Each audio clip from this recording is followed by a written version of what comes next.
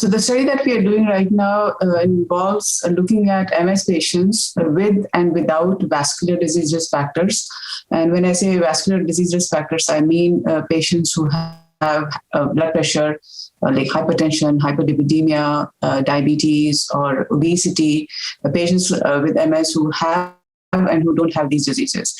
So we are trying to assess whether in the brain metabolism, is there a difference between these two groups of subjects? And the reason actually we ventured for this project was because there is emerging data that the MS patients, they do get affected by other factors than just MS pathology, and vascular disease risk factors probably play a big role in that. And just trying to understand what could be the connection between the vascular disease and MS progression. That's the purpose of the study. So we are doing this 70 MRIs, and it's a longitudinal study.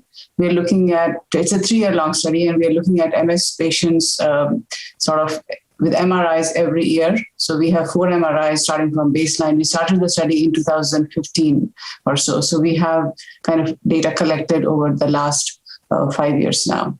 So we are still collecting the data. The last subjects are we are almost finishing. So we have, I think, maybe 3 or 4 subjects who have to complete their very last visit. So the data that we are presenting at the Academy meeting today is actually the baseline data that we have analyzed to some extent. And as you can imagine, the MRI data can be quite humongous, and they are very difficult to analyze as well. So we are going after those data, like, one after the other. And then right now, we are focusing only on the baseline data, which has shown that the two groups are different. So MS patients with vascular disease risk factors, they are behaving differently than the patients without vascular disease risk factors. So healthy MS patients versus healthy patients with vascular disease, they are different in their features. Like, of course, they have higher BMI.